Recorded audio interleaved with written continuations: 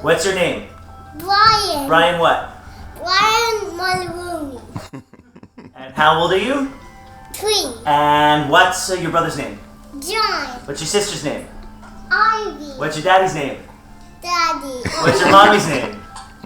Mommy. There you go. Well, I just always say expect the worst, because then you're pleasantly surprised if things go well. Yeah. But, if there's going to be, some kind of stomach virus, it's going to happen on the day that you travel. If you just lower your expectations, then you can be sometimes pleasantly surprised.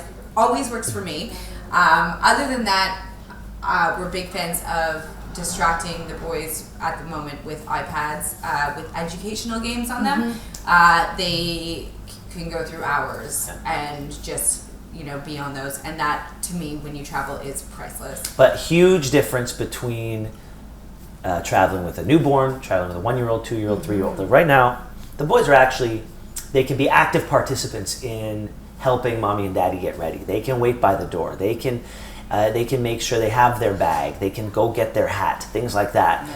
Whereas this time last year, that would have been unthinkable. The year before was really hard. Yeah. It's getting easier. The very first time we had to travel down to Florida with the boys, I didn't know what we needed, and so I erred on the side of ridiculous for everything. So we packed way too much stuff. We have to go to Montreal first. So we had winter stuff and essentially summer stuff. Again. We're never doing that Never again. again. And then I had this ridiculous stroller because we needed car seats down in Florida. So I had to get these attachments where you didn't have the stroller. Yeah, you didn't have the stroller seats. You had an adapter that allowed you to put the car seat on the stroller, which then folded up into 8 different pieces. Now imagine going through so you get to the airport. First you get to the airport, then you have to assemble this thing. Then you get to security, disassemble. Then you get through security and assemble it again. Then you get to the gate, disassemble, a father needs to have strong lower back support, and he has to be prepared to be very, very, very sweaty. And if he can make peace with being a sweaty mess on travel day, all will be okay. We looked absolutely crazy. We looked like nobody wanted to touch us. When we got to the craziest people, we had I rented a bus. Of bags and things I had to rent a bus, one of those mini buses, to get us from Fort Lauderdale to my parents' house. And I even told Jess, I was like, 12 months ago, we could have made plans the day before. You and I would have hopped on a plane, we would have gotten here, and we would have rented a sports car, and we would have been there by now. Yeah. Not anymore. Well, my brother-in-law gave me a very good tip once, which was that he was traveling with his kids who were a little bit unruly at the time, and he sort of talked to the people in his immediate vicinity, and he said, look, I don't know what's going to happen on this flight, and I just want to let you know if there is some sort of meltdown, A, I apologize, and B, the first round is on me. And then so they were engaged in his success as well. And if the kid went south, then he was able to just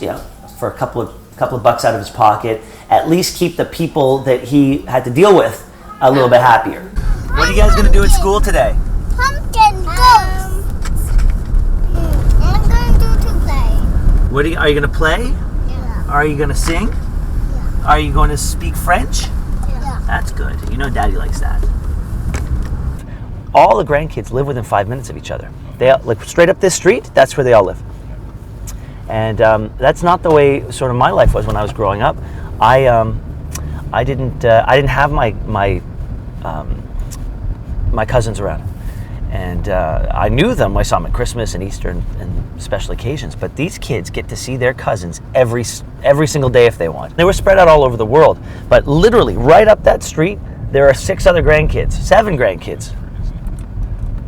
And then my youngest brother, who lives down Yonge Street, he hasn't even started. He's married, but he's still very young.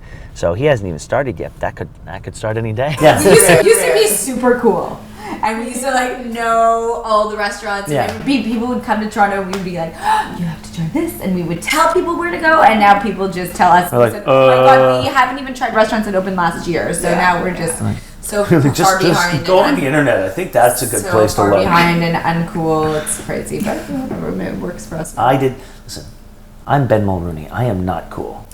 I've never been cool. I never will be cool. You know, no matter how many restaurants I go to, I'm not a cool guy. Totally fine with it. Cool in my eyes.